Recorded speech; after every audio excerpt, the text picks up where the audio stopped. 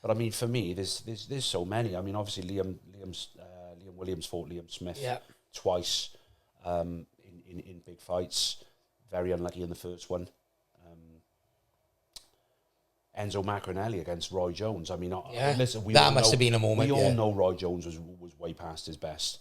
The event, there wasn't a seat. There wasn't enough room for us to stand in the corner. It was just incredible. The atmosphere was in Russia, wasn't it?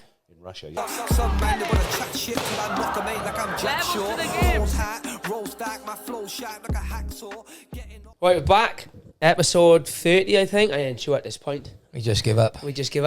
Joined by the one and only Mr. Gary Lockett. Hello, sir. Nice to see you. It's been a while. Yes, it has been a while, and good to see that you're not going past the point of no return. Trying my best, but we had a dodgy couple of months, but we've over the Christmas. We've reeled it in a little bit, but bringing back to normal now. Been a long time coming, this one. Firstly, Gad, just before we throw it back a little bit, how's things with you? Obviously busy at the minute with the gym. Joe, Rhys, Gavin, a lot of big names there now. Stables as good as it's been for a long time, really, isn't it? Really enjoying it at the moment. I've got a really good balance with my life. I work in accountancy, so I work the gym around the accountancy. I'm really enjoying it. Obviously, it helps when you're working with top fighters, guys like Joe Cordina. I was going to say Joe Calzaghe. He's not a bad fighter, was he? Joe Cordina, Gavin Gwynne, Rhys Edwards now fighting for the vacant British featherweight title. And then guys on the way up like Kane Shepherd, Kieran Jones. So really enjoying it in the gym at the moment and very, very busy. When you talk about balance, I think as a key one, we spoke about this with a couple of the coaches. And I think it is important, innit? You've got to have that work life. Because sometimes as coaches, we become so involved, it's the only thing and it becomes a priority. How do you balance that? Well, for me, I mean, I think, I've never been a stranger to saying that I'm not massively into my boxing. I think people take that the wrong way. Like, oh, you don't even like... Of course I like boxing. I'm a boxing fan. But my idea has never been to be in the gym from 6 o'clock in the morning till 6 o'clock at night. That fills me with dread. So I'm in the gym 4 days a week. So I train the boys 4 days a week. They don't need to be punching every single day. This is the mistake people make. You need your rest as well. You need to train smart, don't you? So, I'm in the gym 4 days a week with the lads. And then I'm working in the office. I'm in the office on a Monday afternoon and all day on a Tuesday and Thursday. Well, not today, but no, it's a good balance. And it frees me up to enjoy training the lads then, because if I'm training every single day and, there's lots of people do the personal training and stuff like that, they're doing that all day, every day, that would just sicken me, I think. Obviously, I've worked with you, Jack, extensively for a number of years with the boxing work, really a stand-up work, and I love that type of stuff. But I never wanted to make a life for myself, as I just said, being in the gym all day, every day, because that would fill me with dread, Yeah, no, it makes sense. And obviously, because you started coaching relatively young, didn't you? So, how long have you been a pro coach now? So, I retired from boxing in 2008, and I got approached then by a guy called Ricky Owen from Swansea, who was a good kid, Rick. I'm still in touch with Rick now. Well, still in touch with all the guys I train, really. And that was 2009, so it's been a long time. Yeah. So, how old was you, guy? Do you want to ask? How old was you when you retired? 31, 32. So early into your coaching career, then young, yeah? Yeah. So pretty early, 31, 32, I'd say. Yeah, 31 probably. So, do you think then the fact that you've got that balance, right, is why you've obviously, because I know people coach for a long, long time, but to do it at the top level like you've done it and be consistent with it. Yeah. Do you think that's why sort of, like you say, you don't have days or periods of time where you dread going to the gym and think, oh, no, another day at this? Yeah, I think a big thing is, I think I used to take it very, very seriously as well. I used to, every time someone would lose or every time, don't get me wrong, it's still, you still care, obviously you do, but a lot of the time it's out of your hands, isn't it? So you can do the best you can do in the gym, and you can do the best you can do, you can say the things that you need to say, but then ultimately it's down to that guy. And this is the thing about MMA as well as boxing, and I put them in the same bracket really because they're combat sports. But you know, you can do everything you can do, but once that bell goes, they're in there on their own. But you know, in answer to your question, Jack, I think, you know, just learning to see it for what it is. Really, I'm a coach. I'm not the fighter. I think for a long time, I took it so serious, like as if I was the fighter that was in there. And also, you know, yourself, Jack, when you're coaching, you know, I boxed at a very high level. I boxed for the world titles and whatnot. So I could do things. You know, my power was my, you know, was my number one thing. You know, so I was knocking kids out at 14, and I had a 60 odd knockouts in the amateurs, and then 20, 21 or 22 in the pros. So the guys that you're coaching, they can't necessarily do the things that you could do. Yeah. Right? And you expect them to do it, and you quickly realise after about 3 or 4 fights being in the corner, I think I need to change my approach here. You know, I think I need to take. So you learn then to kind of coach the guys, and obviously work on their strengths, work on their weaknesses, but coach them as individuals rather than. I mean, you've got coaches out there; they coach everyone the same. They try to coach them in the same style, and that's just not. That's not plausible, really, is it? So, you know, improve them for the skills that they have got, and then try and add little bits as well. Okay, I listened to a podcast the other day with Tony Bellew. Similar mindset what you just said there about there's a lot of glorified padmen which are coaches now, you know, where they're not, like, you know, I've come down and I've watched you coaching over the years and how you break things down. You'll stop in the middle of a pass and, whoa, there's not a lot of that happening now, guy. And as you said, it's so important not to have like a methodical robotic system with one size fits all, because it don't fit all, do it? You know, you're dealing with, as you said, individuals. Some got power, some got speed, some got brilliant cardio, footwork, some got great reaction. You know, and as you said, I think it's important that you train that fight. You can have your basics that are all got to be in, your fundamentals, but then you're concentrating on their strengths and you know, tailoring against their weaknesses a little bit. I think that's obviously, you look at your stable and probably the 4 biggest names there. You got Rhys Edwards, Joe Cordina, Gavin Gwynne, Liam Williams back in the mix now. Yeah. All train under the same trainer, but totally different styles. You know, if you had a blank like silhouette of all 4 of them, they all look completely different, wouldn't Absolutely, yeah, definitely. I mean, obviously you've got Joe. I mean, I always say to Joe, you know, you're like a Rolls Royce. You no need to change anything. You know, obviously when he fought Kakanchi, like, I mean, Joe's trained in our gym for a number of years, but then he was working with Tony Sims up in Essex. Great coach, Tony. You know, world champions and what a great stable. But when he lost to Kakanchi, I don't know if Joe thought that he had to change anything. I don't think he did have to change anything. I just think that on the night there was a little bit of controversy, and you know, I think he did get hit late. I don't think it was on purpose from the other fella, but I think that was the beginning and the end of the fight for Joe. I think it took a lot out of him. But you know, working with Joe, I think getting him to stick to what he was doing has been pretty hard. But I think we're getting there. You know, we've had 2 fights together, and the last one was very entertaining. Not for me, man, because he took far too many shots. And he said, "Oh yeah, but I got a good chin." I said, "Yeah, but I don't want to know that. I don't want it tested." You know, so if he could just box a little bit more and stick to what he's good at, that would be great. But the old fire in the belly, it brings the Welsh dragon out sometimes. That's a good way. He's so good to watch, though, Joe. Technically, and I remember slick, isn't he? I've been like a fan of Joe since he was in the Olympics. I remember. Think I just turned pro, so I would have been 21, and I remember going to a white collar event. My mate H was MC in the event. Yeah. It was in Cardiff, and Joe was there. He was just about to go to the Olympics, or he just been. It was one or the other. He had just been to the Olympics. He was just turning pro.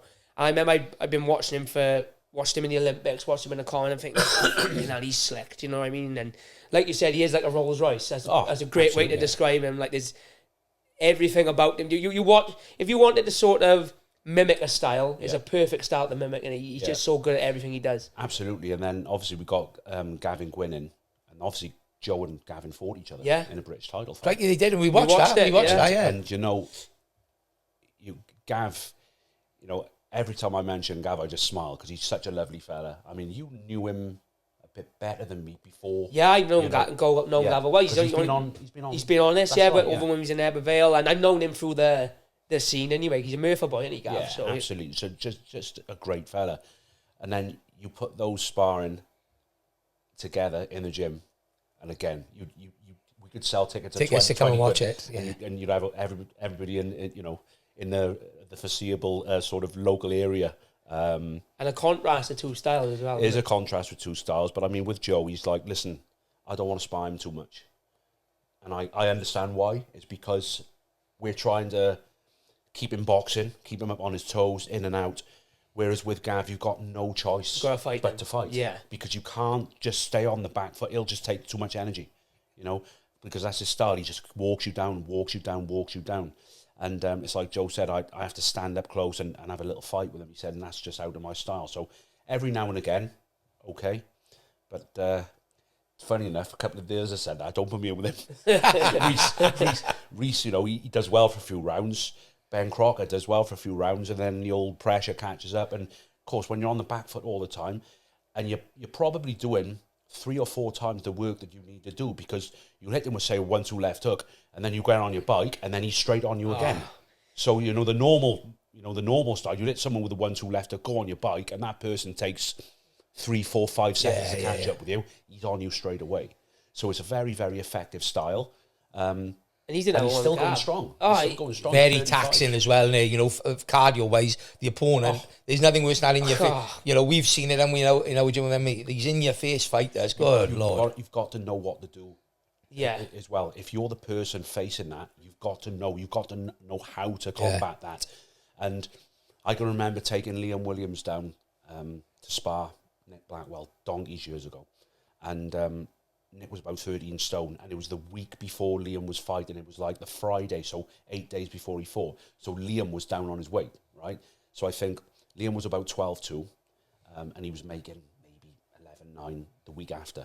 So, for the guys that don't really understand, the weight that you fight at and the weight that you train at and spar at is completely different, because obviously you have to drop that weight on you in the last couple of weeks, a big portion of that weight. So we went down, and Nick was on him.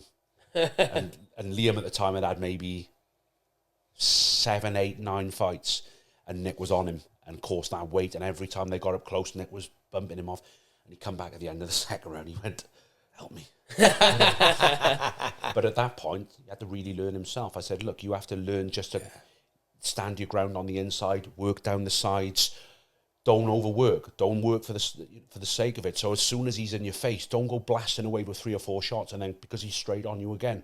So you've got to know how to sort of ride the storm, hold a little bit, give him a little bump every now and again. And it's a lot to explain, but I mean, those are the learning spars, absolutely. Yeah. It's all very well, sparring people where you can have the better off. Listen, we can all do that. You need to go out of your comfort zone. Yeah, he's relentless, Gavin. I mean, I'm watching him. He was before he came to a couple of years ago. He fought.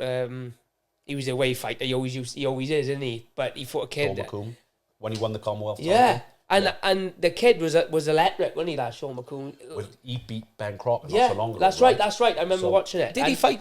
Was that down the ice arena? No. This was over in Belfast. Belfast, I think it was. And the kid was lightning for like 3-4 rounds. But I just remember Gav just stayed, and I thought, he's going to break. And the kid ended up quitting, didn't he? Yeah. And he ended up quitting because he just broke him. See, but the thing is, Gavin doesn't mind that. He goes, he is a better boxer than me. He's much better. His footwork's much better. He probably punches a lot harder. He went, but it's a 12-round fight. Right? And you just go, keep coming. Great attitude. Yeah. Absolutely great attitude. But, he was hard done by in his last fight again, when he Gav. I don't know. I mean, look, you've got to give respect to that fella, Cameron Vong, right? He's been chucked in at the deep end after 6 fights? Yeah. Right? I thought Gav won the first one clearly. But I thought Gavin was better in the second fight. He's never thrown a jab in his life, Gavin. He landed 14 jabs in the first round. So I thought, we're on the right track here.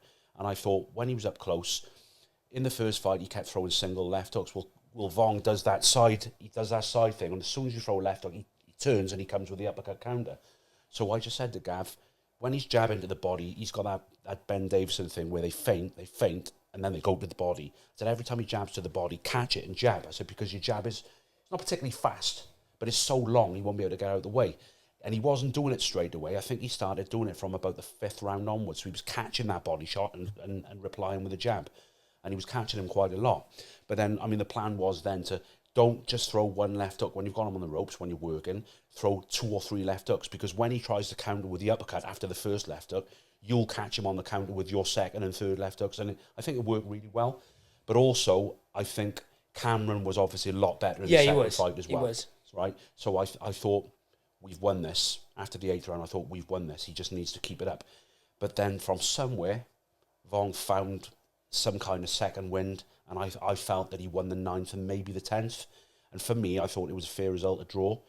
I have got people saying that they thought Gavin won by a point. I wouldn't argue with that, but on the night, I thought probably a fair Close result. enough to argue either way. You wouldn't have argued if you won, lost, or but draw. Also, Jake, I would say that a draw on away soil on a matchroom bill is probably a win. Take that. I'm probably being a little bit too I think diplomatic, so. maybe. I think so, yeah. I thought he won it. Yeah. I want to jump in. I want to take you back a bit. Obviously, you're known now as this established high level boxing coach, but you had a brilliant boxing career.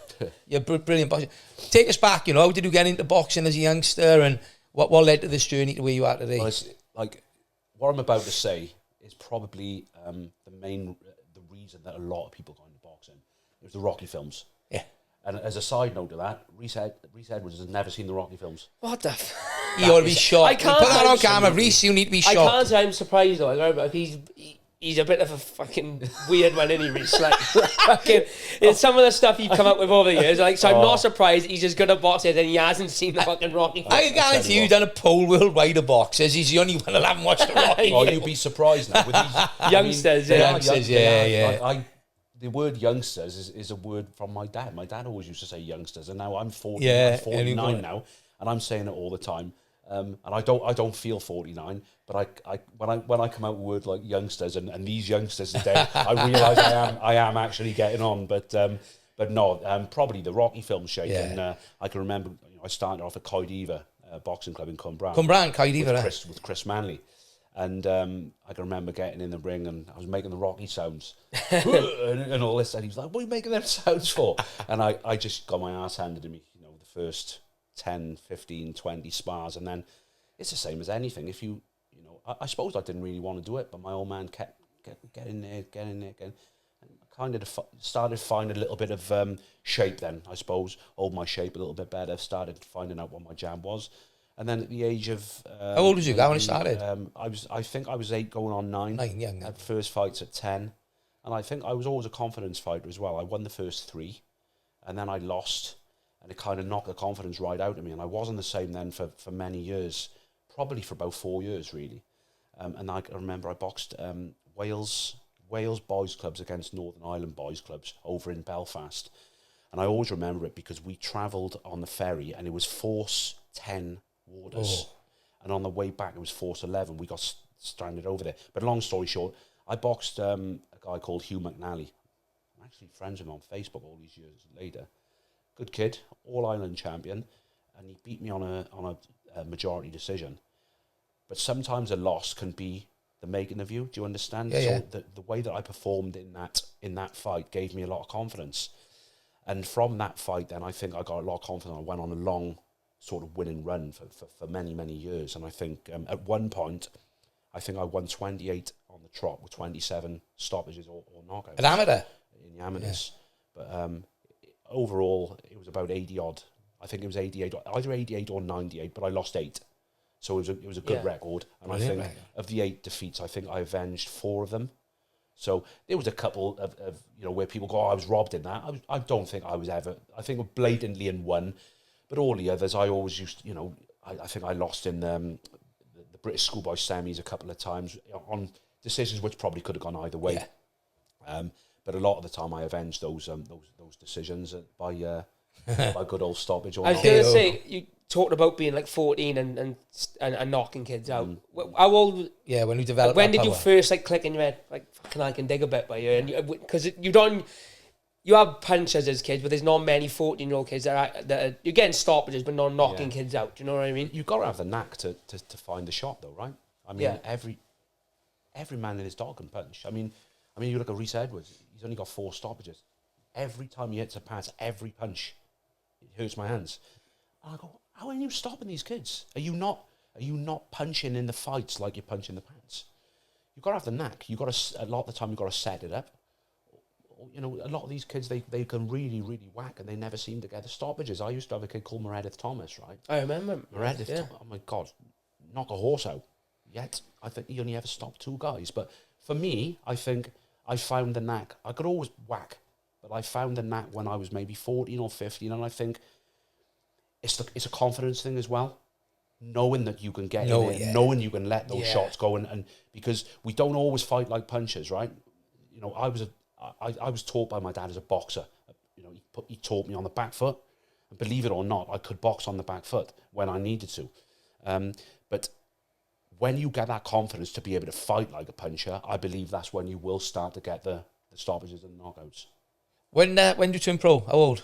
19. 19. Talk about that a bit. So how did you come to that decision? Probably a little bit early. Yeah. Wasn't treated the best by the Welsh ABA.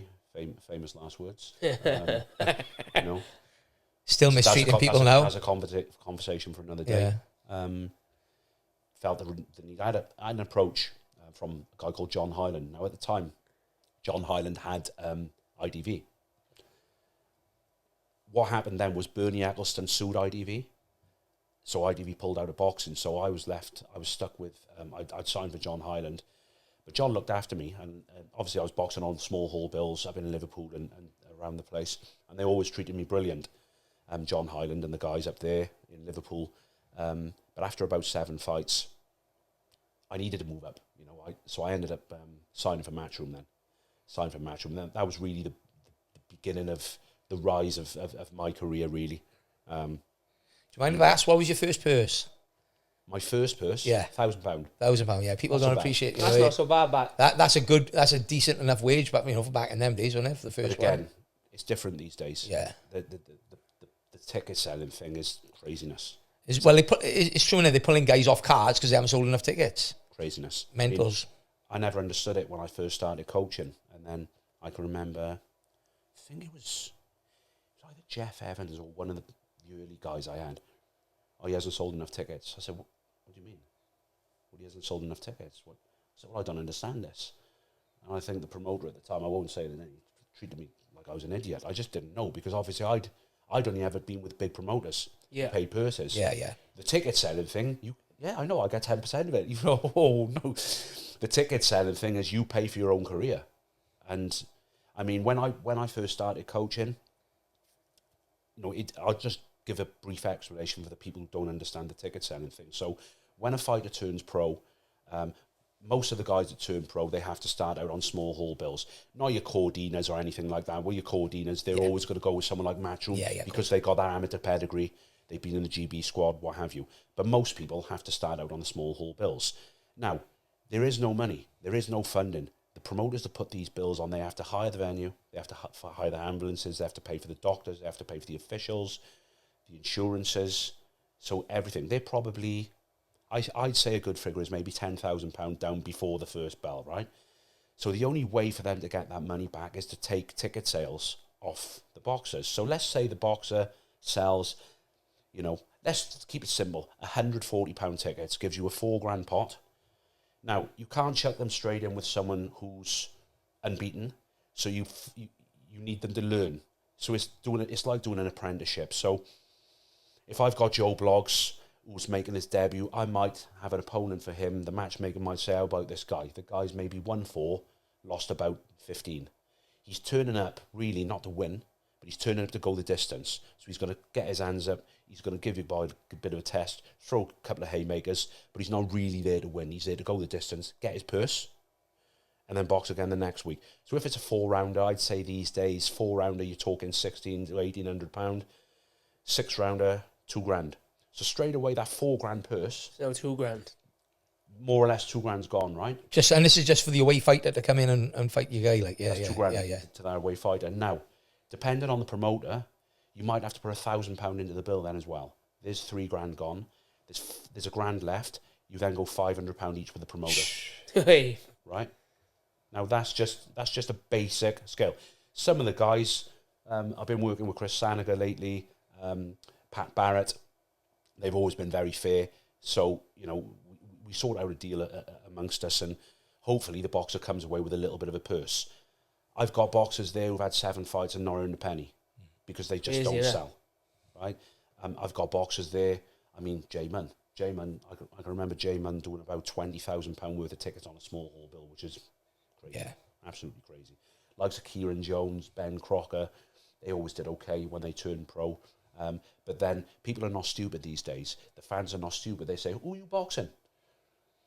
And they don't want to say I'm boxing someone who's, Joey Bloggs, who's 2 wins and 20 defeats, because the fans that are buying the tickets, they probably don't understand. This is an apprenticeship. Yeah. You're trying to learn of this. We're investing in your career type of thing. So, look, Ben he's done that. He's got himself into the stage where he's had 3 title fights and he's got 3 purses, and he's in the heist now. That's just one of the guys. There's still guys that are on that ticket selling journey, and a lot of them they get a bit cheesed off with it, and they go, "Oh." It's a tough game, isn't it, when you think like that? I remember absolutely exactly what you just said. Speaking of Rhys down your gym a couple of years ago, and I remember him saying, "I've gone from fighting guys." Rhys was it Commonwealth, Junior Commonwealth? He won or a bronze medal in the Commonwealth. In the Commonwealth. So I've gone from fighting obviously elite level guys where all my mates say, "Yeah, we'll come and watch him." Now I'm fighting a guy who's, like you said, maybe 2-14, and they're like, well, "I'm not coming to watch Albert because it's going to be a boring fight." And I think that's a little bit of it's not necessarily a better thing with MMA, but I think that's why MMA fighters tend to sell a little bit better, because people are more inclined. Because as you said, some of the local smaller shows in boxing, like the ones in Cardiff or whatever, I'm not the most clued up with the local, but you could probably show me the card, and I could probably tell you before the fight, well, he's going to win. Well, everyone on the left-hand side of the bill is more than likely going to win the fight. Whereas with an MMA card, for example, your card coming up now, you got a 5-fight main card. Yeah. They're all 50, all pick 'em fights, isn't they? Every fight on you got 3 amateurs, 3 pros, or whatever. They're all 50-50 fights. So people are more inclined to buy a ticket because you're having your money's worth, isn't you? Absolutely. And I think that's where boxing, we've spoken about this before, and we struggles a little bit where with the MMA shows as well, the amateurs can sell the tickets for you. Yeah. So the amateurs don't get paid, but they'll get a percentage of the tickets, what is it, 10, 20%? 20%, yeah. So they're going to cover the bill for the show, so then that gives you a bit of extra money to say to the pros, well, no matter what happens, you get a little purse. We've spoke about this, me and Gary, before about it, about the boxing could take a lot from that MMA system. I often say this. But I think it's the old boys brigade that then is struggling to get them to embrace a bit of change. Because I also think it's important for amateurs, like if you're fighting, as you said, like really small hall shows, so the amateurs might be doing, like Gav puts a lot on up in Pantside Club, 150 people here watching, where like we've got amateurs now performing in front of 1,500 people on a live stream. Some of these amateurs now are going to be on the BBC iPlayer, so it's a good platform. So when they jump the pro, it's not such a big culture. You're not stood there and that music kicks and them lights come on and go, oh my God, And I think apprenticeship is a word I always use, Gav. And I use him as an example. He was very lucky that, he was fighting in arenas before he got to the UFC. Yes. So that day that we walked out in Copenhagen, 3 of us was there with me. Yeah. You weren't overwhelmed. No. You didn't walk out and go, oh my God, there was no stage fright, because you had been main eventing arena shows before you'd even got there, knowing the first fight on. And although it's a jump, although you've gone from, like you said, a 5,000 seater to a 20,000 seater, it feels very similar to the warm-up, the walk-out and what have you. The media duties, all these things that come with it. But I think boxing can take a lot of it. Yeah, I completely agree. I've said that boxing can take a leaf out of MMA's book, because, I mean, look, the motor point bill that we've got, April the 4th, I've got about 5 or 6 boxes on there, which is great. All have sold big. I think Rhys took 800 tickets the other day. He had his tickets 3 days ago. 550 of the tickets are gone. Those bills, no problem selling out. Yeah. If you're on the undercard with those bills, no problem selling tickets, because people there's a big attraction. Main event. So obviously Lauren Price. Turn up an arena, Lauren Price main event. Title, and then you'll have a couple, which makes it more exciting to go and watch. Oh, my guy's on, so I'll buy a ticket and then I'll get to watch that fight as well. But on the small hall ones, it's like you said, who's going to win. They're all against journeyman, and I'm not running that down. That's the way it works. You've got to give your guys learning fights. But for me, 4, 5, 6 journeyman, and then I want them step aggressive, push. But it's a double-edged sword, right? Because you've got to have the funds. So as soon as you start boxing someone who's a little bit ambitious, right? Say someone who's won 10, lost 4. So they've lost 4. If they've lost 4, they've lost a bit of ambition. So they'll come and have a go for a couple of rounds, and then when things are going against them, maybe they'll roll over. Right? Yeah. But then they're going to cost money. So they're going to cost a lot more than what the journeyman costs. So before you know it, they're asking for like 4, 5, 6,000 quid for a 6-rounder. And, you know, it's a double-edged sword. So I don't know the way out of it, but what I will say is this. I think with inflation, with the way things are going, I think I don't give boxing long before you have a situation where it's exactly the same as MMA.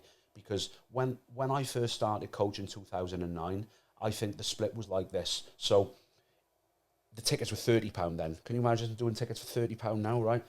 If you sell 100 £30 tickets, that's a $3,000 purse. So the opponent gets $1,000, and then the promoter and the boxer get $1,000. See that now? Gone.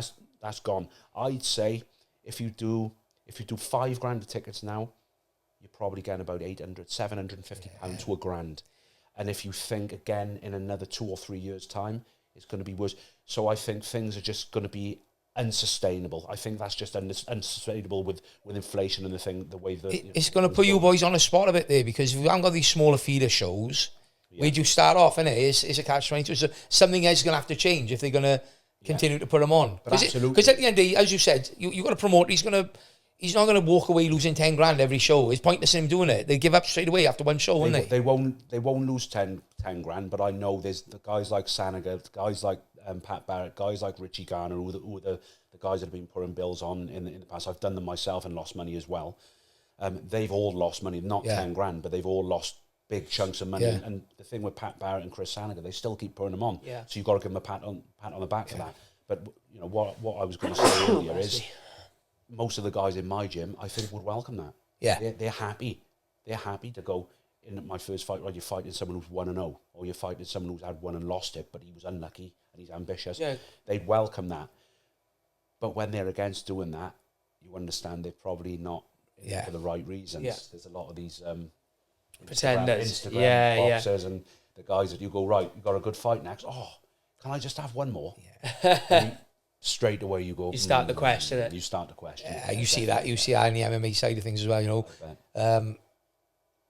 I give an example. I had a lad that was 0-1 put forward for a fight.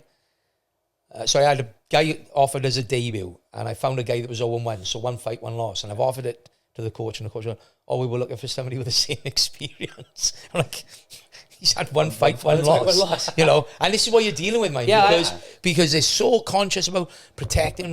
Like, listen, I'll call it as it is. If you've got an aspiration of being a high level pro, this stage, isn't it? I'm at a lower level pro, SFC. I would say what we run is probably the premier show in Wales in particular, if not south of the UK. But these guys will take a show over there, fighting some bum that they know they're going to walk over in 2 minutes. Yeah.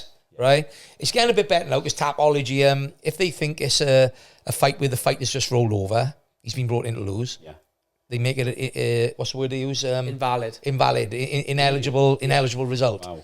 So now they say it. So when we do our show now on March the 28th, I've got to send the full bill to Tapology. They sit and watch all the fights, and if there's any fights, they'll make a decision. And if there's a fight there that they think, oh, hang on, he's just been brought in to lose. He hasn't even tried. That's it. That's a good thing. I was going to say, I don't think if you fight back, it doesn't matter if you get stopped in the round, as long as you've come and you fought. Yeah, like you've got journeyman on the card, obviously, or like you said, it might be 2-10. Yeah, but they come in to win, Gav. This is the difference. That doesn't mean that just because you're fighting that guy, you're going to get... It's like, well, he's come and tried to win, and you've just lost a better fighter. But like you say, you've got coaches in MMA with amateurs who are turning down 4 or 5 fights at an amateur fight. And it's like...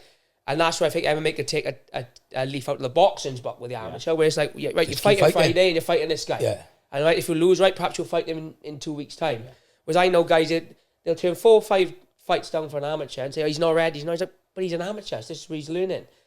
And it's a catch-22, and it works both ways, because as you said, if you think you're going to get the UFC or Cage Warriors, you should be prepared to fight anyone anyway, because you've got to be a good... Yeah. And on the flip side of that, if you're doing it as an hobbyist, what does it matter if you pick up a loss anyway? No. Because you're jumping in there, you might win one, you might lose one. But to jump back to your pro career, obviously you fought for a world title, you know, I'm sure you've got plenty of memories, but what's some of the ones that stand out for you in terms of as a fighter rather than a coach? What, fights? Fights, you know, moments, trips. Yeah, there's quite a few stand out.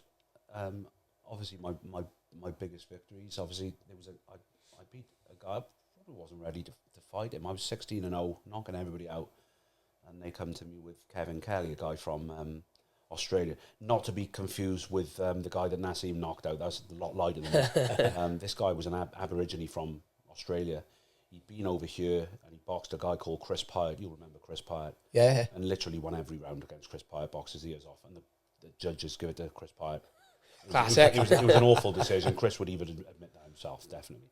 That was for the Commonwealth title. But then he went on, he won the Commonwealth title over in Australia. He fought for a world title, boxed David Reed over in America, and he was dropped David Reed, controversial decision. So I boxed him a couple of years after that, and he was excellent. He took me to school for 3 rounds, and then the old Rocket.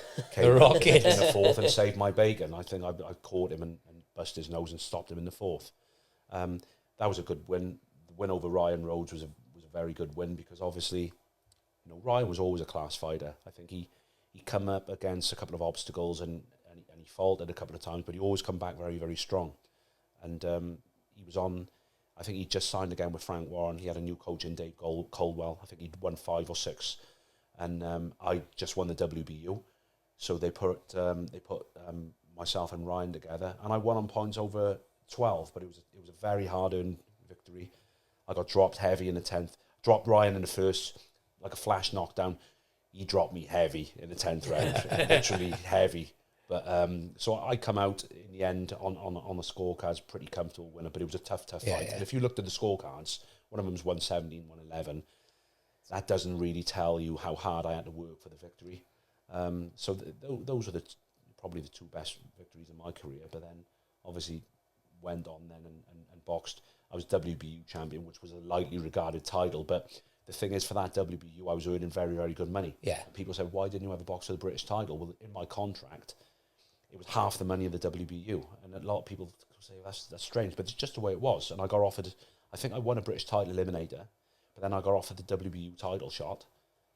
I was a kid with no money, so I took, I Take the double money, yeah. It's prize fight then, isn't it? So, but then obviously boxing Kelly Pavlik in the end, I didn't really have the best of preparation. I'd only boxed, I think, once in about 17 months, and that was against a 40-year-old journeyman from Finland, and I stopped him in 2 rounds. So not the best of preparation, but I mean, Kelly Pavlik was just, he was a world class. Some say maybe an elite fighter. I think he was number 2 on the pound for pound list when I boxed him. Just that step up from me, and it was. I always tell the story, and people say you're a bit too honest there, but I mean, I remember speaking to Frank Warren, and Frank Warren said, he probably won't fight you, because I was number 1 contender. And he said he's just beaten Edison Miranda, Jermaine Taylor twice. They're big fights. No disrespect, but you're unknown to these guys, so you're number 1 contender. You'll probably just let the WBO go. You'll fight in a vacant title. So I'm looking at the number 2 was a guy called Sebastian Zibek. I'm like licking my lips. if Frank can get home advantage, I'm really confident in that. So a couple of weeks went past. I'm waiting for news. So my little boy, well, he's not so little anymore. He's 19 now. Jack was a baby at the time. I can remember feeding him one morning, and Dean Powell, God rest his soul, Dean Powell phoned, and I said, Dean. He went, Gary, it's Dean. Are you sat down? I went, yeah. He said, we've made the Pavlik fight. I pulled the phone away from my face. I went, and people go, well, it's a world title shot. But look, I was a realist, right? Yeah. Now, a fight against Sebastian Zibek, who was a good fighter, by the way. He went on to fight a couple of the big guys himself, a German guy, decent fighter. A fight against him was something I thought I can beat him, because I knew my capabilities. But a fight against Kelly Pavlik, that guy was up there. Yeah. So I've always been a realist. Yeah. Right. I've never been delusional. I've always been a realist, and I'm like, look, if I could catch him, if I can clip him, I'll finish him, absolutely.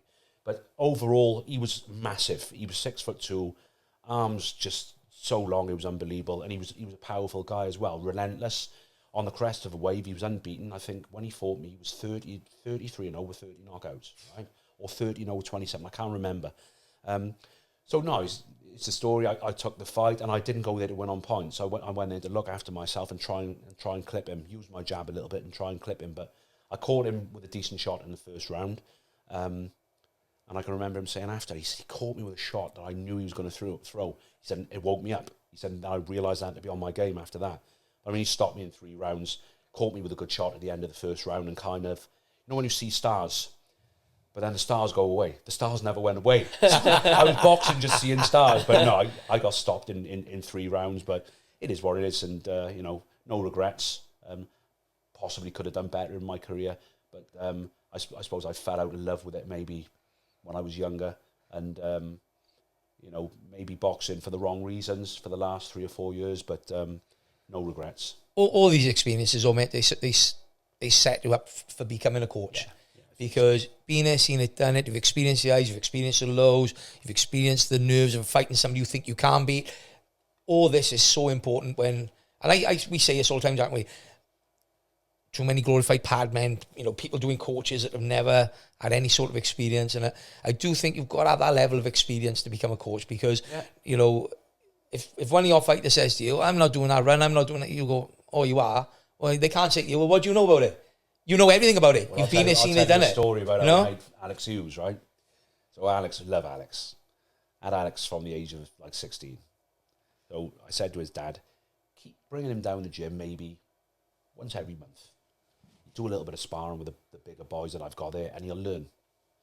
And at the time, I think Alex had won like the schoolboy British and the cadets British. Anyway, Alex turned pro when he was 18, and great boy, Al. One of the best, isn't he? Absolutely. Still mates with him now, you know. And long story short, Alex went on. He had a decent career. Never boxed for any titles, but he got to 13-0. He had an issue with his eye, similar to a detached retina. So he had an operation on his eye. We thought it was fixed. He had 3 fights then, all 3 with like first round stoppages. And we thought, you know, it's not going to be long where we can start moving him through the rankings. And then he was sparring then the one day, and it happened again. Is this a lad that coach Oban, Oban? Yeah. I've been away with him. New York with him. Yeah. He's good worked lad. extensively with Oban, been brilliant for Oban. So yeah, really sad story. And Alex was one of those who just loved boxing. He lives for boxing. Right, so, you know, my heart went out to Alex, but Alex basically said, I had a beer with Alex maybe, I don't know, 4 or 5 years ago, and we're drinking, and he went, oh, how are you? I went, I'm good. And the way he speaks it out, he's funny. And he went, how's Brett doing? I said, how's Brett doing? That's our mate who's a coach. And when he's doing good, he went, but how did you know? I went, what? He said, in that Wayne Reed fight, he said, how did you know? I said, oh. He said, I sat down in that corner after 3 rounds. He said, and you told me what I was thinking, and you told me the way my legs were. I said, Gah, I had nothing left. He said, but you told me what I was feeling, and you manoeuvred me through it. I got through the fight, and I won the fight. I'll never be able to understand that. I went, but how important is it? It is important. Absolutely is important, right? But I said, well, I'm an old head, man. I've been there myself more than once. You empty the tank, you go out there, you empty the tank. It doesn't matter how fit you are. You could be fitter than any man on earth. You go out to that fight, you empty the tank, you have nothing left, and there's nothing you can do to recover. And people talk about second wins and all that. When you empty the tank, there's no such thing as a second win. I totally agree. And I've done it. Right, I'm not stupid. I did it about 3 or 4 fights on the trot and got away with it. No, it's spot on. It is spot on, and it's like, for me, when I was fighting, I always used to take confidence in the fact that people I was training had been there and done it. So when you're feeling them nerves fight week, or that bit of anger from cutting weight, where you like the people around you know what you're feeling, so they can sympathise a bit. Whereas I always found it hard that. Not, I mean, there are good coaches out there that haven't fought, of course there are, but I always used to find, for me personally, I would never be able to, because I would always have that little voice in the back of my head thinking, well, what do you know, really? I mean, how would you know how I'm feeling? But you've had a lot of big moments as a coach as well, obviously. World title fights, of course. You've got Gavin Rees, Enzo Maccarinelli, big nights with Liam, Joe now, and Rhys. Going back to what I wanted to ask you about was when Gav fought Broner. Yeah. Was I in Atlantic City?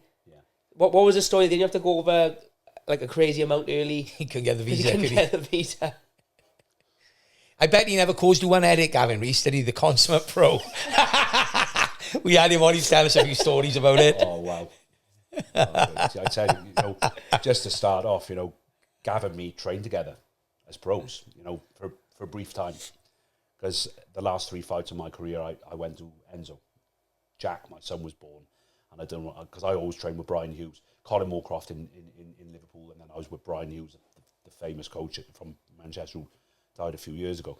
I went to Enzo the last three fights of my career, so myself and Gav were kind of gym mates. Always liked Gav, and then, I mean, I become a coach, as we previously covered, you know, not long after I retired, and then Gav approached me. Just fancied a change. I spoke to Enzo okayed it, and you know, trained Gav for the last 11 fights of his career. And let's just say it was challenging. I think Gav will probably agree. I don't think Gav will be pissed off that I've said it was challenging, but no, it was challenging. But look, we had some great nights together. Was you in the corner for the prize fighter? Was you with him? No. He was still with Enzo then. Still with Enzo then. Yeah. That was a good night for him as well. Yeah. But, what would you say is like the biggest event and the biggest match of your coaching career, where you've stood there, everything's gone perfect, huge crowd, you know, just a perfect day for you? I think there's too many. I think if you were asked to name one, Yeah. obviously you'd be biased. Yeah, obviously, yeah. You know, with Jack. But I mean, for me, there's so many. I mean, obviously Liam Williams fought Liam Smith twice in big fights. Very unlucky in the first one. Enzo Maccarinelli against Roy Jones. I mean, listen, that must have been a moment. We all know Roy Jones was way past his best. The event, there wasn't a seat. There wasn't enough room for us to stand in the corner. It was just incredible. The atmosphere was in Russia, wasn't it? In Russia, yeah. Are you allowed to tell the story about the Russia? I can't. Let's just say that. What's probably the best way to put it, so I don't get anybody in trouble? Let's just probably say that Enzo wasn't supposed to win, and I think they thought that Enzo wasn't going to win. And you can, if you watch the fight back, you'll see there's a judge in the middle. You know, the judge is facing you on the camera. Obviously, this judge is. See what he does. Enzo knocks him, bang, drops him, and the judge goes like that. He literally stands up. What have you done? So you'll notice our guy. Obviously, we all know Bob Plant. Bob Plant jumps in the ring and puts Roy Jones on his side because his corner is just shell shocked. Right? He jumps in the ring.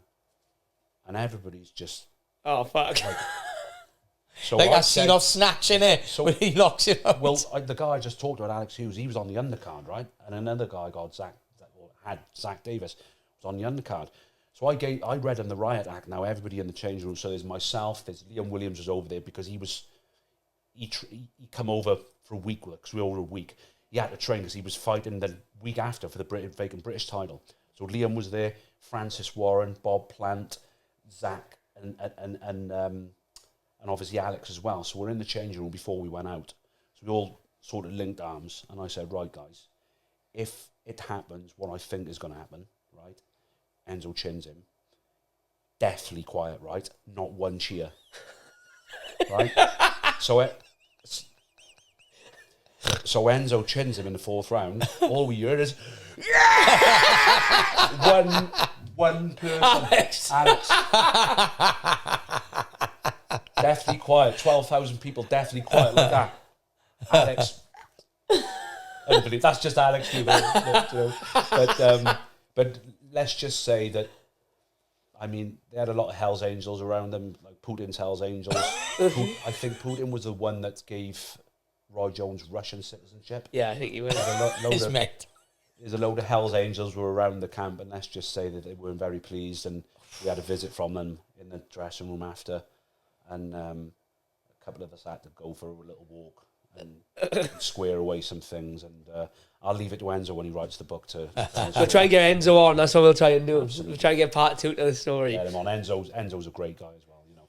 But again, Enzo with Roy Jones, I mean, these fights when you go away, I mean, Joe Cordina over in Stockton, California, he said, oh, looks like I'm boxing in California. I was rubbing my hands together. Nah, he went, not LA, Stockton. I said, what's Stockton? He said, it's where the Diaz brothers. I was just going to say, yeah. I went, what does that mean? He went, not a nice place. Everything has to close at 9 o'clock at night. everything's closed at 9 o'clock at night because it's so violent. Yeah. So Joe boxed. I think Joe's ring walk was 6:45. So he was the chief support. Then the main event, I think it finished just gone 8:30. So we were doing the media stuff, and we were out at the venue by 9:15, and the hotel was next door. So we were all done and dusted by 9:15. I was like, why is it so early? And they said, well, everything has to be shut off at 9 o'clock. Because of the violence. I think it's good. All the gangbangers. There's a lot of gangbangers there. I mean, but it was all right. We enjoyed it over there. But yeah, you can't really go walking anywhere in the dark and what have you. Yeah. The fear of yeah. I like him. Yeah, but you know, I keep going off on tangents. You know, lights like that. You know, how often do you go away from home to someone's hometown in America and win impressively? A win against one of the greatest to have ever done it. Yeah, well, I mean, Joe Cordina obviously against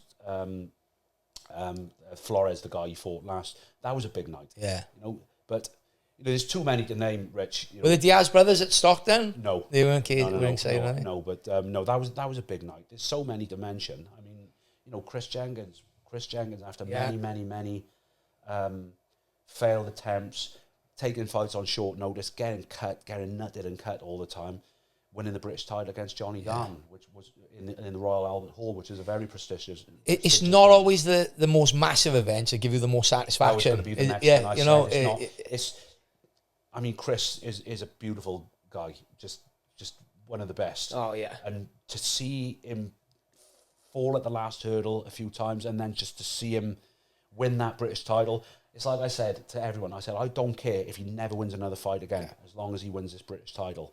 And the British title, what that was in the end of it, he went on and added the Commonwealth title in what they say was a highly controversial fight against Paddy Gallagher over in Belfast, into the Lion's Den again, over in Belfast. I can't remember the park. It was an open park.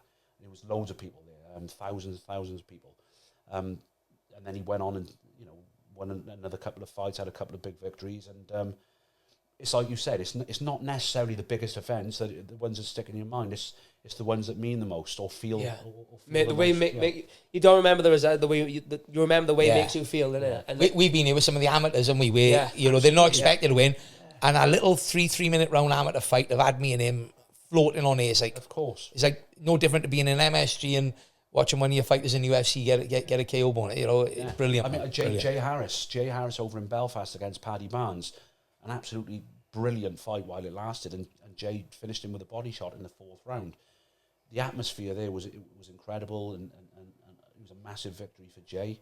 And then obviously Jay, when he boxed over in Texas against Julio Cesar Martinez, a killer of a man, pint-sized, tiny. He looks like a kid, and he gets in the ring, and he's like a monster in the ring.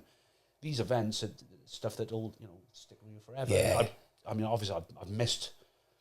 Don't be, I've missed guys out, obviously, that I've been in the corner with in big fights, but they're just a few that spring to mind. There's far too many to mention, but there's probably 15, 20 big nights that really, sit in my mind. And still more to come, because you're still young in your career.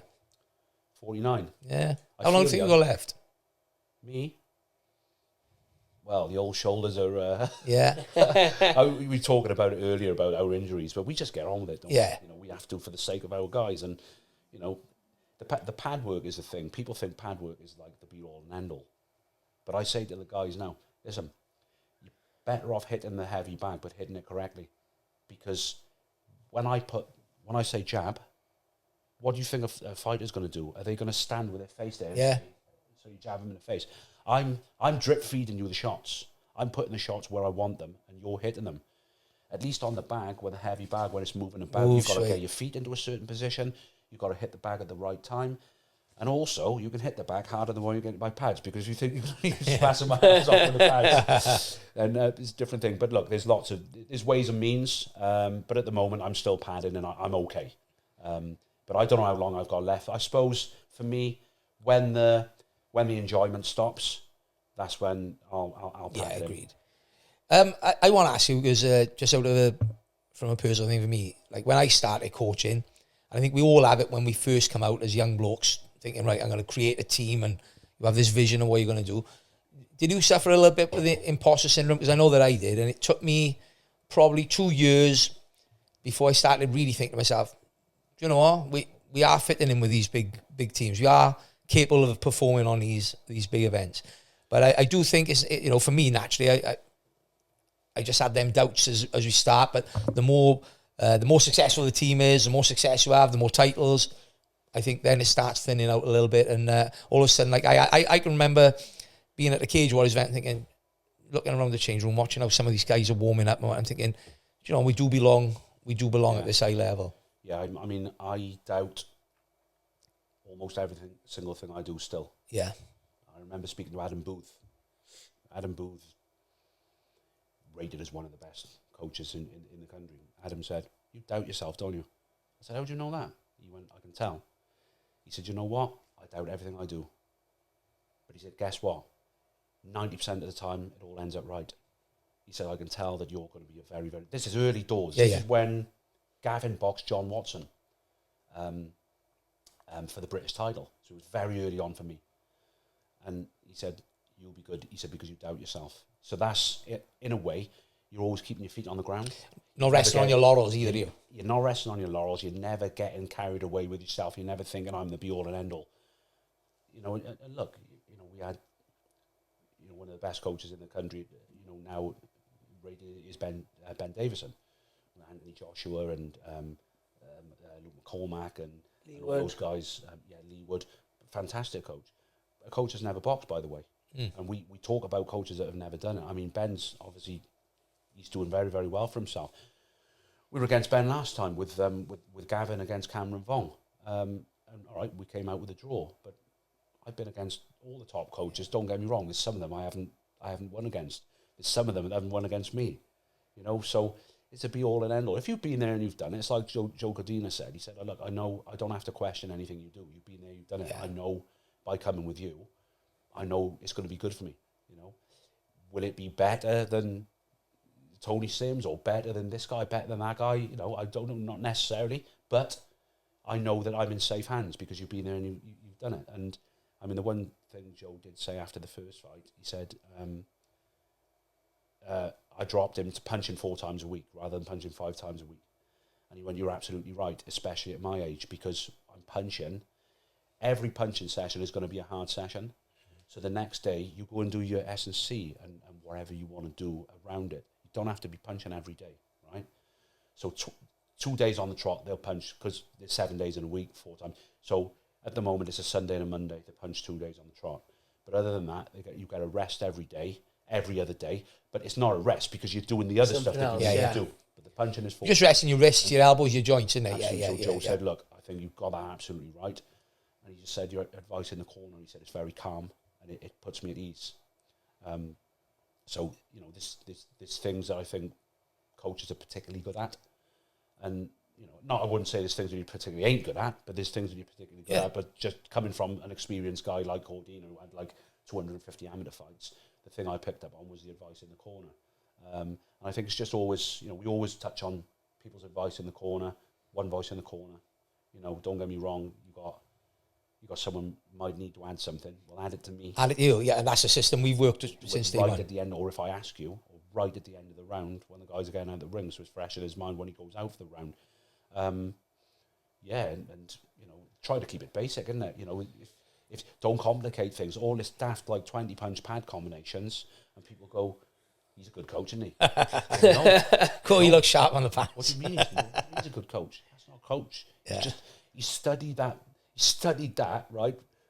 You know, going into the early hours of the morning, and then he's found someone that he's going to work with, and they just worked, and then put it on Instagram once, and people go, "Look at that, that's brilliant. I can do that." What, Jesus. You know, I touch on what you just said about one voice. Yeah. We watch high level in the UFC and PFL. Get so frustrated where there's 3 cornermen. The confusion on this fighter's brain must be. We've always had one voice. Carl tapped me on the shoulder. I'll let him take over, or he might say to me, and it's always worked well. One voice, but sometimes as well, guy, there's nothing to be said. Many a time I've gone in, sat with him, and gone, nothing to say. Just do the same second round. You know, but I feel some coaches feel that when that camera's on, I'm in that corner. I think they're main character syndrome. They've got to say something. I don't know. There's a time we've got to kick them up fucking ass, and you've got to go, "Oi, fucking get yourself." But sometimes I've come in with it. Many a time I'm going, exactly the same second round. There's nothing I got to add to that. That was perfect. I think some coaches think it, like you said, they think the show is there for them. They want the show to be about them rather than... there's plenty of them. Yeah, you know, the reality of it is, I always think of it like this. When you're fighting, you're the main character. The coaches are there to assist you. You were there to do the job. The coaches are there to assist you. Those coaches are only where they are because of the fighters they've got. Full stop. Exactly. If there's no fighter there, we haven't got a job. Well, for instance, you know, I'm at the moment, things are going well. Literally, you're 3 or 4 losses away from everybody's forgetting about you because I'm not on TV for a year. People have forgot about me. Yeah. And then you're on TV then a few times. People go, oh, I thought you'd packed it in. I go, I haven't seen you for a year. And you think I packed it in. I've got a load of pros in the gym. They just need an opportunity to get on these bills, you know. So it's you're only as good as the guys that you've got. It's as simple as that. One more I want to ask you, Gav, before we do some questions off people. Is obviously you've worked with me, many other MMA fighters as well. You've cornered me at obviously big Cage Warriors events, big UFC events. Any noticeable differences in terms of how you train an MMA fighter to a boxer, and in terms of like, can you comment on the UFC and the production of the UFC probably in comparison to maybe like a big Matchroom bill? Are they sort of the organisation and running the organisation and running? Are they as good as each other, or do they, you know, are they both very big but in different ways? Does that make sense? I'll answer the first part first, but if I go off on a tangent, you're gonna have to ask me again about the second part. So the first part is about training MMA fighters, and the second part is about the big events. Okay, so the first part with MMA fighters, a lot of them they try to punch for openings that are not there. So a lot of the time it's what they don't do rather than what they do. Yourself, you had a history of boxing anyway, Jack, so you had a good idea. Jab is key. Jab is absolutely key. Every time someone moves somewhere and they make a move, if you jab, most of the time you're going to hit something, right? A lot of MMA fighters, they just go in with the big hooks and swings. For me, it's just about basic stuff. Your feet are longer. So the judgment of distance for a boxer is different to the judgment of distance for an MMA fighter. Yeah. Remember what we always used to say, right? So literally speaking, using your jab as an MMA fighter is key. And you only really let the shots go when the openings come. If someone rushes you, you might take there's so much to do. I know I'm speaking from a boxing point of view. I think people have to realise that. I don't know if I teach you something and it might be detrimental. If I say, put your foot in front of you, that might be detrimental to MMA. I'm trying to teach them really how to box properly.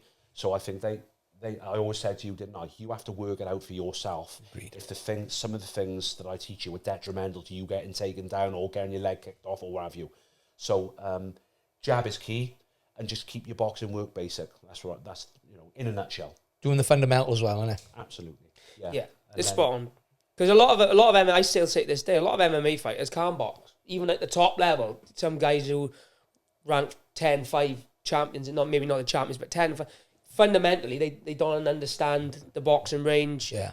Like you said, there's so many fighters in UFC who are good strikers, but haven't necessarily got a jab. Okay. And I think a lot of people could take a lot from getting a boxing coach on board, because I think it's an easy mindset to fall into, that, well, I can kick knee and elbow, so why would I just do boxing? Just to add to that though, Jack, sorry to interrupt you. I mean, there's been a couple of guys, I won't mention their names, who just can't box. Yeah, they're MMA guys, and they're bloody good MMA fighters, right? But they're never going to be able to box. Just some people are just not blessed with great hand skills. Some people are not blessed with certain things. So those guys, I've just said, look, keep your hands up and use your jab. If you do nothing else when you're standing up, that'll keep you safe. But you've got to learn to block the shots properly, which is easier said than done in the 4-ounce gloves. I know that. But just using your jab and keeping yourself tight, rather than swinging those daft shots that some of them do, because I said they can't really box, swinging those daft shots and putting themselves in stupid positions where they're going to get taken down or countered to death. Yeah, I'm a great believer that you should be, for MMA, you learn the boxing in the purest form, the Thai in the purest form, your jiu-jitsu in the purest form, and there's lots of things in all those arts that don't work in an MMA fight. Yeah. But you need to learn it all, so that if you come up against it in the fight, you're aware of it. But we've done this for ages. We do a lot of MMA sessions, but we do a lot of singlet sessions. Jiu-jitsu, Thai boxing, wrestling, all in this singular form, boxing. And I do think, as you've said, you teach them everything, and then it's down to the fight that to pick the bones out of it and think, this works for me. But the fundamentals have got to be there, haven't they? Out the box, and this, because you could be coming up against a good boxer, and just having that understanding then tells you how to deal with that. Well, there's that saying, isn't there? If you work hard at anything, then you're going to achieve anything. Well, no, you ain't, because if you haven't got the fundamentals, right, you won't achieve shit. Yeah. But no, I've told a couple of guys, they come to me for boxing advice, and they go, well, how do I get off the ropes? I go, well, I'll give you 3 or 4 different options. And then you might see them, they might come down and do a bit of sparring with the amateurs, and they're going, well, I tried that and it don't work. I said, yeah, but listen, a coach is only a very small part of your makeup, right? Think of it, right? People go, well, the coach is a massive... Well, it's not really, because when you're there in that ring and the bell goes, you're on your own. So the things that you're taught by a coach, of course they come into it, but ultimately, it's down to you. You're going to do it your own way. Now, you might do it a way that you've been taught, or you might do it your own way, but essentially you're going to do it your own way. So you can't tell them everything. They have to work some things out for themselves. When you're in the shit and you're knackered, right, and you've got to bite down on that gum shield and dig your feet in the calves and start throwing, that's not taught. That comes from within. Yeah, totally. You can't teach that, can you? No. You know? So, yeah. Well, perfect. So the events you were the events, what thoughts on how do they compare, the level of you know? production and stuff the UFC put on? I know they look after the fighters as well on the weekend that you're there. Just curious to. It's a tough one, because when we were in Copenhagen and then when we were in Vegas, what I would say is this, right? In the UFC, you've got 3 guys running around doing the same job. In boxing, you've got 1 guy running around doing 3 jobs. But that's on the small hall. If you go to a Matchroom bill, maybe a Frank Warren bill, it's all very well organised. Don't have to think for yourself. It's all. But they've got the funds to do it. Yeah. On the small hall bills, there's a lack of funds, like I explained earlier. Yeah. Ticket sales is the only funding. So, but there's some good small hall guys out there now running some really, really organised bills. Obviously Chris Sanager's been around for years. Pat Barrett. Johnny Clark up in London, the bills that he puts on, their small hall bills, the Razzmatazz is unbelievable. There's other good guys out there, really good guys out there. Sorry if I haven't mentioned you, but there are some really good small hall. But in answer to your question, Jack, the UFC stuff is absolutely amazing. And did you hear the interview with Dana White? I think it was yesterday, when he was talking about trash talking the boxing promoters, and And I don't think he was trash talking them. I think he's answering back. I don't know. I don't watch enough of it. But he said I was expecting a lot more. He said it's like coming into boxing and just taking over from babies is easy. Yeah. What's your thoughts on it? Because Dana's jumping into boxing now, and he's doing the Zuffa box, and they've just signed Jai Opetaia, the cruiserweight champion.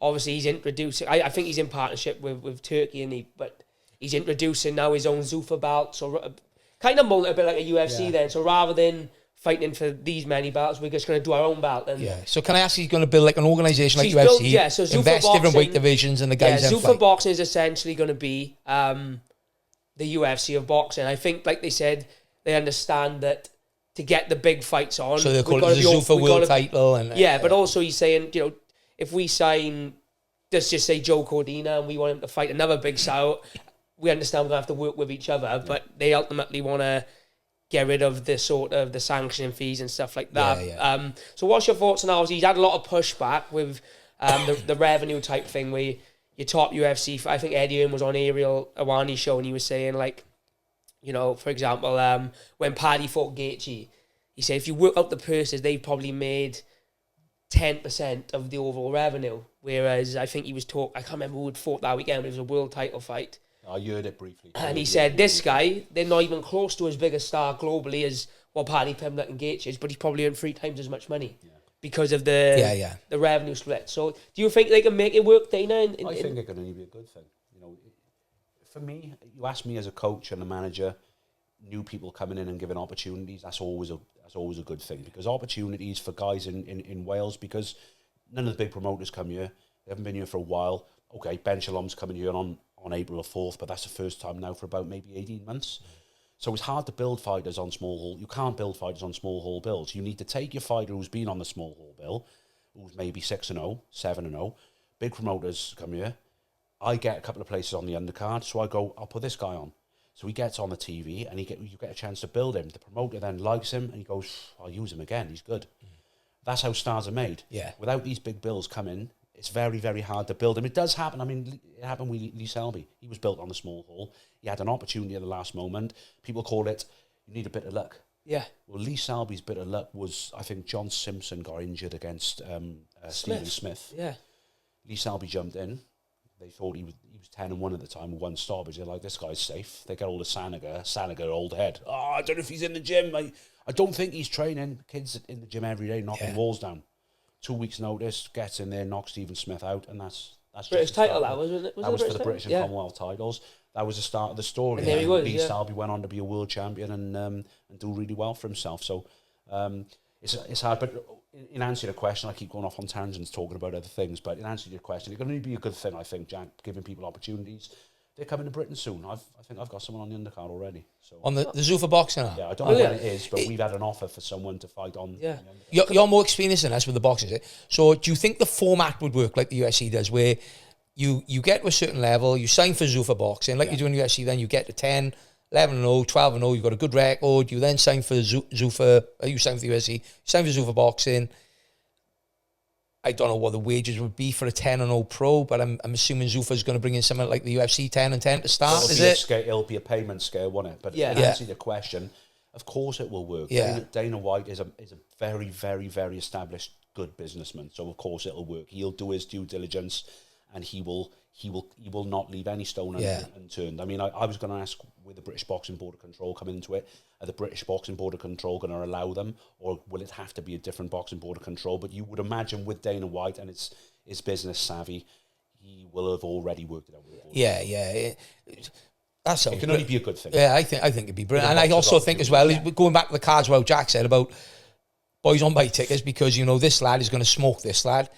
There should be a bit more competitive matches in that format, particularly if you're signing 4 or 5 fight contracts, There will be with that because of the way that Dana works. Look at the UFC. I think that's a good thing. Fantastic. I think that's a good thing for it. Yeah, I think the only pushback he's having, obviously, is people like Eddie and Frank Warren are saying, well, your Canelo or your Crawford are not going to go from fighting for 50% of the revenue share to then come in and fight for 10% of the revenue share. Because if, let's just say Paddy Pimblett was a boxer and skill set aside, say he's as big a name in boxing as he is now in the UFC, he'd probably be looking at fucking $15-20 million paydays. But Mason Jones was saying the other day when he came down the gym, the sponsorship that Paddy had over there was insane. Oh, absolutely. Insane. Absolutely. But the knock-on effect then is Paddy is recognisable outside of the sport. Not everybody has got the sorry, Jack.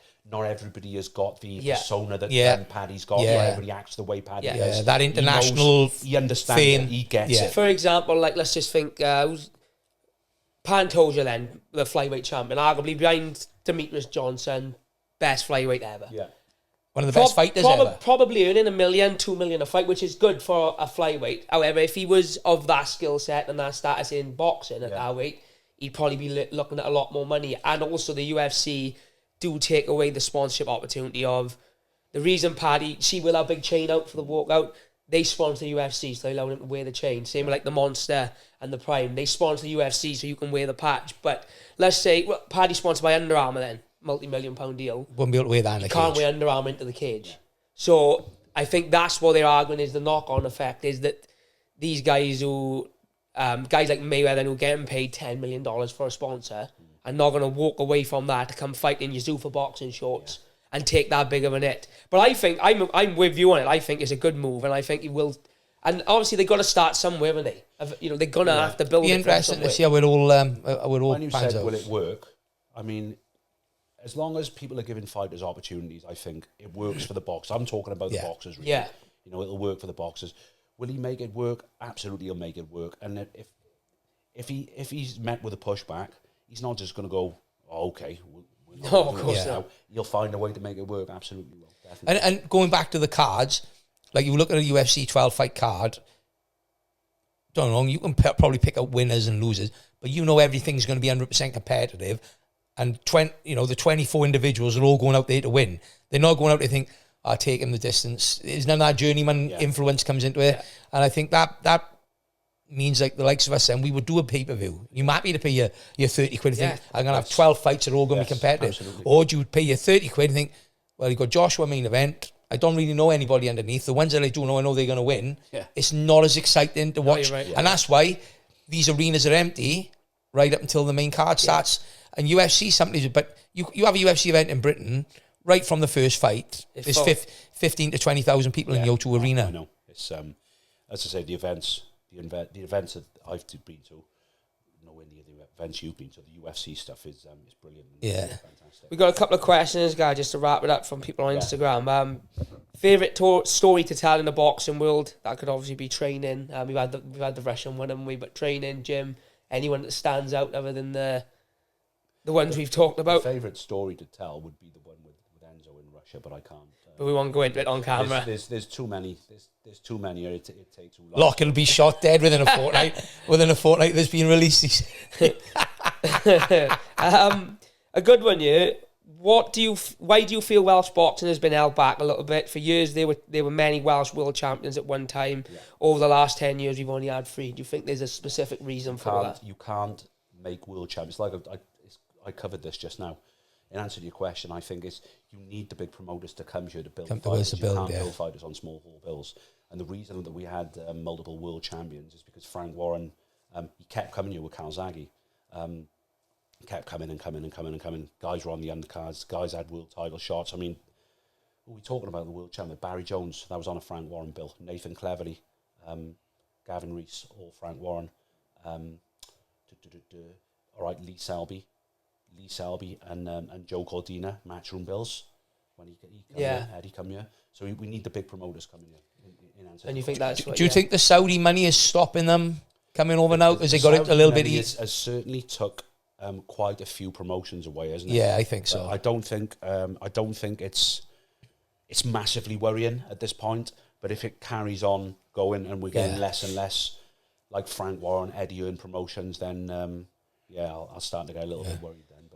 But do you believe the U2 boxing, such as the Misfits, the Jake Paul, is good for boxing, or do you think it's become a bit of an hindrance? I don't know if it's good for boxing, but what I say is good luck to them all, right? Because I've got respect for anyone who steps in a boxing ring, be it 10-year-old, white collar, whatever level it is. So I mean, a lot of boxers, I think they get a little bit cheesed off with the money that these guys make, but you can't blame them for that. You got to hate the system. None of us are going to turn your nose up if it comes here. Absolutely. So I don't know if it's good for boxing. I don't really know. I don't know if you've got any sort of opinions on that. I think it's brought eyes on the sport, and I think it's probably giving you a little bit of leverage on money for some of these shows. Yeah, I mean, I think obviously Jake Paul gets a lot of stick, doesn't he? But I think in the last sort of 5 years, he's probably brought a lot more eyes to boxing than what probably would have been brought if he hadn't been involved in the sport. Look at what that guy has done. Yeah, it's incredible what that guy's done. You know, he started off with I can't remember what it was. It was a children's program. Yeah. Disney Channel. Acting stupid, him and his brother acting stupid on the Disney Channel. To go into fight, and then he fights Anthony Joshua. And you've got to have respect for that. I don't care what anybody says. You can call him a joy. The man steps in there, one of the most dangerous human beings on the planet Earth. Absolutely. And is happy to stand there and have a box with him. And I mean, even like if you go back before the Joshua fight, like I used to see a lot of, like when he fought Nate Diaz, Anderson Silva, Tyron Woodley. And I know people will say, well, he's bigger and he's younger. But you also got to think, like, they got a lifetime of fighting. Before 2018, the guy never thrown a punch. Yeah. And in 2021, he fought Tyron Woodley, who, all right, isn't the Tyron Woodley that was about in 2017, 18, but has got a lifetime of training in front of him. And you've got to respect him, like you said, to jump in and fight Anthony Joshua. Yeah.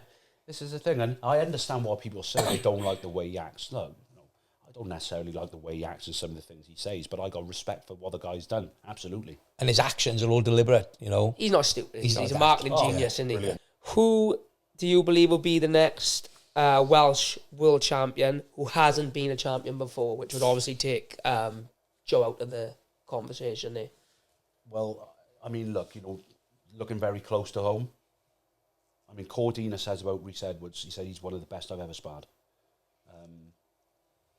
He sparred everyone. Another one you could probably sell tickets for, I'm guessing. Rhys and Joe in the gym. Wow. That's some good sparring, that. And it's a lot of talking to each other as well. I don't like all that stuff, see? You know, I get a bit edgy with stuff like that, but it's just a bit of a running They joke just sent each other trash talking the entire road. Rhys has got it in his capabilities to do anything he wants. I think Rhys wouldn't mind me saying that he hasn't been the most dedicated in the past. He's on it now. He's fighting for the vacant British title. This could be the launch pad. This could be that Lee Selby moment for him. Where absolutely it could. Yeah. He's performed very well in the past. I mean, when he beat Tommy Ward, people don't give him credit for the victory that was. Tommy Ward was 34-1, and he was one of the most avoided fighters in the country. Yeah. And I got told that by many, many matchmakers. Very, very avoided. I took the fight, and Rhys performed very, very well. Go on. And Rhys performed very, very well and got a unanimous decision win. So he's got the capabilities. Other than that, look, there's plenty of good guys coming through. The Croft twins have just signed with Matchroom. That's right, just They're seen very, that, very good. I mean, look, we can't talk about being world champions at this stage of their career. They've only had 4 or 5 fights. But the Croft twins, obviously, I keep forgetting his name, the kid from, I think he's from Southampton, but he's got a Welsh mother. I think he won a gold in the Commonwealth Games for Wales. I keep forgetting his name, that's a nightmare. Anyway, he trains with Colin Jones anyway in the Welsh squad. He's a very good prospect. But to be a world champion in boxing, you've got to be very, very, very, very good. To be a British champion in boxing, you've got to be very, very, very good. And I think the thing is, in Wales, we've been so spoiled because we had Joe Calzaghe as a world champion. And a lot of people think, if you're not world champion, then you haven't done anything. If you turn pro and you win a British title, you've done it. That's what I say to the guys. If you win a British title, you've achieved something. Well, at that moment, you're the best in your country. How many people can have that as an accolade? Well, I wouldn't it gets go overlooked. that far. I mean, because but for that weight division, if you won the title, what you say. But a lot of the time, you know, these guys win a British title where there's 4 or 5 guys above them who are at world level and are probably past. Good point. Fair point. Absolutely, you're correct. It's a major achievement to win a British title. Another one, then, staying on the Joe Calzaghe thing. Does Joe Calzaghe not get the recognition he deserves? I think he means the question in terms of worldwide, not so much everyone knows how great Joe was, but in terms of pound for pound, best ever, do you think he gets the recognition he deserves for how good he actually was? I think these days, I think he does. You know, I think everybody that you know, I mean, you only have to look at social media and when people say about Calzaghe, right? People often say and I say the biggest compliment I could give to Joe is he's the best fighter of our generation, right? I wouldn't go as far as to say he's the best fighter that's ever lived. I wouldn't say that because that's a very big statement, isn't it? But Joe, for me, is the best fighter of our generation. He did everything. He beat everyone. And it wasn't until the end he started getting the credit. Don't forget. When he beat Jeff Lacey, none of the Yanks rated him. Everybody was slagging him. Oh, he only stays in Wales. He pulls out the fights. He does this, does that. When he beat Jeff Lacey then, everybody sat up and took notice. And then he went on and beat Kessler, Hopkins. And at the time, don't forget, mind, Hopkins was 36, 37 years of age. Everybody thought he was over the hill. And people said, the fight should never take... he's only beaten an over-the-hill Hopkins. He Look won what another world Hopkins title. then went on and... 48, didn't he, as well? 49, So Hopkins actually was better in his second career. He was better than what he was in his middleweight career, where he had, I think, 21 or 22 consecutive defences of the IBF title. So Calzaghe beat more or less a prime Bernard Hopkins, So I think these days he does get the recognition he deserves. Yeah. And, I think as time has gone on, he does. Yeah, I agree. And if he doesn't get the recognition he deserves, then that's really bad because in the end, I think he showed what a great fighter he was. Oh, so you trained with Joe a little bit, didn't you? I trained, for a very short period of time. Yeah. Wasn't a very nice time sparring him, especially if he was in a bad mood. Last one, to kick it off. Best boxing match you've ever seen live, whether that be in the corner, in the crowd. Best one you witnessed live. Well, that's a tough one. That's a tough one. Mate, you know, I can't think of one live, but I mean, the ones that spring to mind, having watched them on the TV, is... You know, the Ward Gatti matches. There's too many in there to mention. There's, you know, one that stood out for me many years ago on technical ability was, remember Don Curry against Marlon Starling, which was a 15-round. It wasn't a war, but it was a technical battle. You know, one of those, you know, Barrera Morales, many of the Julio Cesar Chavez fights when I was younger. I used to watch a lot of those. There's so many fights out there. I mean, and some of the British fights, the best British fights. I mean, look at Jamie Moore against Matthew Macklin. That was an absolute barnstormer. I'm struggling to think of the one I've... There are fights, but all right, whoever sent that question, you've caught me on the hop, so I'm sorry. I've got one for you then, just to finish, actually. In your opinion, the best fighter of all time? For me, it's got to be Ray Leonard. You know, that's Ray Leonard. It's got to be my favourite, you know. And was he your hero? He was... Yeah, do you know, like when I was 10, I think the fight was when I was 10, when he fought Hagler. And my dad said to me, he said, "See Marvellous Marvin Hagler?" I said, "Yeah." He went, "That's actually his name. He changed his name to Marvellous Marvin Hagler, right? That's his name." Anyway, long story short, he said, he's a brute. He's a savage. He said, he lacks a little bit of that stuff that Ray Leonard's got. I said, "Who's this Ray Leonard?" He said, "Well, he was Olympic gold medalist. He won a world title at welter. He beat Thomas Hearns. He won a world title at light middle." He said he's had literally 3 years out because he had a detached retina. This is his first fight in 3 years. He said, and he's going to beat Marvin Hagler in the early hours of the morning. You mark my words. And he did. And he did, got up yeah. in the morning, and my dad said, getting ready to go to work. I was only 10. I was going to school. Beat him last night. And I know what everybody's going to say. Marvin Hagler should have got the decision. But for me, Ray Leonard dazzled him that night, and I thought he pinched it by a round. And that for me set it in motion that he was always going to be my favourite guy. You know, the biggest story out of that is that Hagler retired on the loss. He retired on the loss. And do you have so much respect for that? He went to Italy, didn't he? Become a film star. Moved to Italy, Hagler. Yeah. He was a mean man. Yeah, he did move to Italy. Yeah, he did. Yeah, he moved to Italy. Yeah, he was in a lot of crazy, like local Italian films. I'd imagine he would have had a lot of offers on the table for one more. You know, particularly there were I can remember there was lots of fights that were offered to him. Yeah, but I mean, hats off. He earned a lot of money, and I think he hopefully looked after it. I know he passed a couple of years. Yeah, during the COVID. But was he the one that came up with the saying, wasn't he, Hagler? It's hard to get up out of silk pajamas. Get up and run when you're sleeping in silk pajamas. Yeah, yeah. We know people that do. It is doable, but for most people it probably isn't. And it wouldn't be for me, that's for sure. If I had no, I mean, and then for me now, I ain't got no silk pajamas. Right, I think that's a good place to end it. Yeah, anything you wanna... No, do you want to mention the gym and the address where people? Yeah, we're in Llanrumney, Phoenix, down there. Big Tony, the landlord down there. Yeah, the landlord. I've been brilliant to us, Tony Tone. Richards. You know, he's a local legend in Llanrumney, working with the kids and the youth clubs and stuff like that. He did that. He used to have a gym down the end of Ball Road, the other end, but the gym is the old John Reynolds Centre. Yeah, no, I got a cracking setup down there. Great setup and some serious talent we've got in the gym, and obviously they've got the amateurs in there in the nights then as well. So look forward to seeing them come through. Yeah, brilliant. So, hey, Gat, thank you very much. Nice Good to chat, good to Cheers, catch up. And we will put all the details to, I think we'll chuck the links to Rhys's fight and everything coming up in the description, guys. Please like, share, subscribe. Are we going to mention next week's guest or not? You can if you want. Yeah.